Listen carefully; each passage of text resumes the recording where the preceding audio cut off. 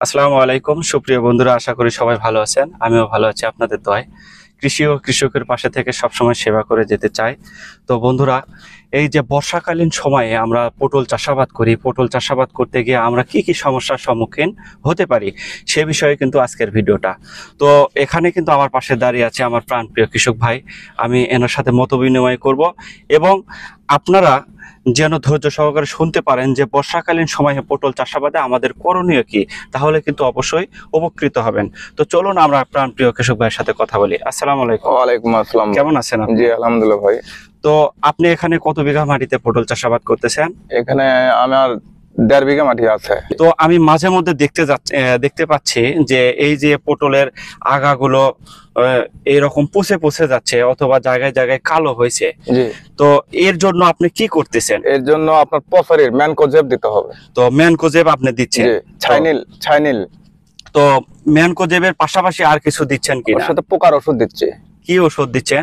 এটা আপনার চুম্বক। এই যে আমি আবার দেখতে পাচ্ছি যে এই যে একটা পটল এই যে হলুদ হয়ে গেছে, এটা জি। কি কারণে? এটার কি বয়স হয়েছে নাকি এটা রোগ? এটা বয়স হয়ে গেছে। ও, বয়স হওয়ার কারণে এটা হলুদ হয়ে গেছে। হলুদ হয়ে গেছে। তো আমি আবার মাঝে মধ্যে দেখতে পাচ্ছি যে এই পাশে এই যে পাতা কালো হয়ে গেছে, এই যে জি। পাতা কালো হয়ে গেছে, জি, এটাকে কি রোগ বলে আপনি কি জানেন? এটাকে বলে আপনার হলে আচ্ছা যাই হোক, আপনি যেহেতু জানেন না, এটাকে বলে শুটি মোল্ড রোগ। তো মূলত আমি যে কথাটা বলতে চাই আপনি অতটা পরিষ্কারভাবে বলতে পারেন নাই। তো বন্ধুরা, ফসলকে খেতে দিন, ফসলও কিন্তু আপনাকে খেতে দেবে। আমরা যদি ফসলের পিছনে পরিশ্রম করি তাহলে কিন্তু অবশ্যই ফসল আমাদেরকে ভালো একটা কিছু উপহার দেবে। তো সেই প্রত্যাশাই করছি। এই যে পটলের পাতা আপনারা দেখতে পাচ্ছেন যে কালো হয়ে যাচ্ছে, তারপরে এই যে পটলের আগাগুলো শুকিয়ে শুকিয়ে যাচ্ছে, পচে যাচ্ছে। তো এর জন্য আপনারা কি করবেন বলি। এর জন্য মূলত আপনি যে কাজটা করবেন সেটা হচ্ছে যে একটা ঔষধে যেন আপনার দুইটা কাজ হয়, এই রকম কিন্তু একটা পদক্ষেপ নিতে হবে। আপনি যদি বারবার বিভিন্ন ধরনের ঔষধ প্রয়োগ করেন তাহলে কিন্তু এখানে হবে না। আমাদেরকে মাথায় রাখতে হবে যেন একটা ঔষধে 2-3টা রোগের কাজ করে। তো বন্ধুরা, তেমনই আমি একটা কথা বলতে চাই যে বাজারে কম্পেনিয়ন নামে একটা ছত্রাকনাশক পাওয়া যায়।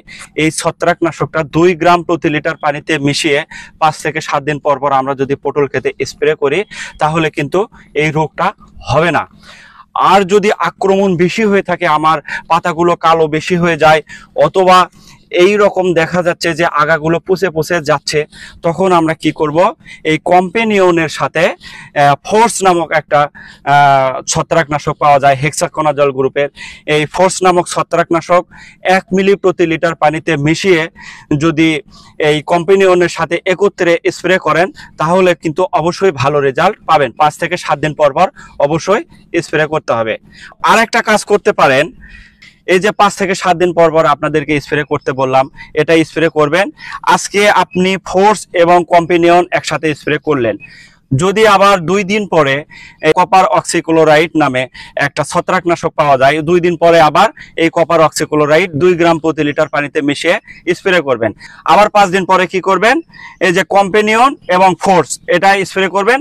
তার 2 দিন পরে আবার এই যে কপার অক্সিক্লোরাইড স্প্রে করবেন। আপনাকে একটা কথা মাথায় রাখতে হবে যে কপার অক্সিক্লোরাইডের সাথে যেন অন্য কোনো দ্রবণ মিশ্রিত না হয়। আর একটা কি কাজ করবেন, যে বাজারে অনেক সময় ক্লোরপাইরিফস এবং সাইপারমেথ্রিন গ্রুপের যে কীটনাশকগুলো পাওয়া যায় সেটা আপনি জমিতে 2 মিলি প্রতি লিটার পানিতে মিশিয়ে স্প্রে করবেন। আপনারা যদি বর্ষাকালীন সময়ে পটল চাষাবাদ করেন, পটল চাষাবাদ করতে গিয়ে দেখা যায় যে আপনি 1 বিঘা মাটিতে পটল চাষাবাদ করেছেন, তাহলে 1 বিঘা মাটিতে যদি পটল চাষাবাদ করে থাকেন তাহলে দেখবেন যে বাজারে কার্বোফোরান নামে একটা ফুরাডান পাওয়া যায়, অর্থাৎ 3G এসিআই কোম্পানির কিন্তু একটা ফুরাডান পাওয়া যায় গুলি।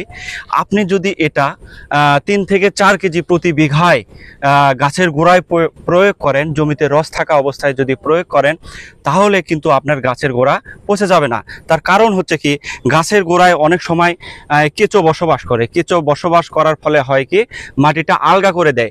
আলগা করে দেওয়ার ফলে সেখানে পানি জমে, পানি জমার ফলে এই পানি জমার ফলে আপনার গাছের গোড়ার যে শিকড়গুলো আছে এই শিকড়গুলো কিন্তু পচে যায়। তো পচে যাওয়ার ফলে আপনার গাছ কিন্তু অতি দ্রুত নষ্ট হয়ে যায়। যায়। আপনারা তো সবাই জানেন বর্ষাকালীন সময়ে প্রতি সপ্তাহে, প্রতি 15 দিন পর, প্রতি মাসে 10 থেকে 12 বার অথবা বেশ কয়েকবার কিন্তু বৃষ্টি পড়ে, আকাশ থেকে কিন্তু বৃষ্টি নামে। বৃষ্টি নামার ফলে হয় কি, যে বৃষ্টির পানিগুলো পাতাতে পড়ে, পাতাতে পড়ার ফলে পাতাতে একটা নাইট্রোজেনের প্রভাব পড়ার ফলে এখানে হয় কি, যে পাতার ঘনত্বটা কিন্তু বেড়ে যায়। মাচাতে কিন্তু অনেক পাতা থাকে, সে কারণে এখানে সঠিকভাবে যে ফুলগুলো বের হওয়ার ফলে যে এখানে ফল ধরবে, পটল ধরবে, সেই ফলটা কিন্তু আর ধরতে পারে না।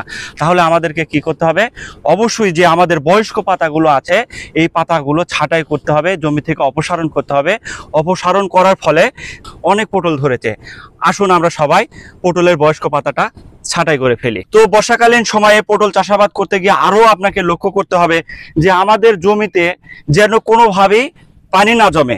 সব সময় জমিতে পরিষ্কার যে করতে হবে। জমির পানি নিষ্কাশন করার জন্য যে ব্যবস্থা আমরা গ্রহণ করব, কোদাল দিয়ে মাটি দুই পাশে তুলে দেব, যেন এই গাছের গোড়ায় যেন পানি না জমে। বর্ষাকালীন সময়ে পটল চাষাবাদে এই ছিল করণীয়।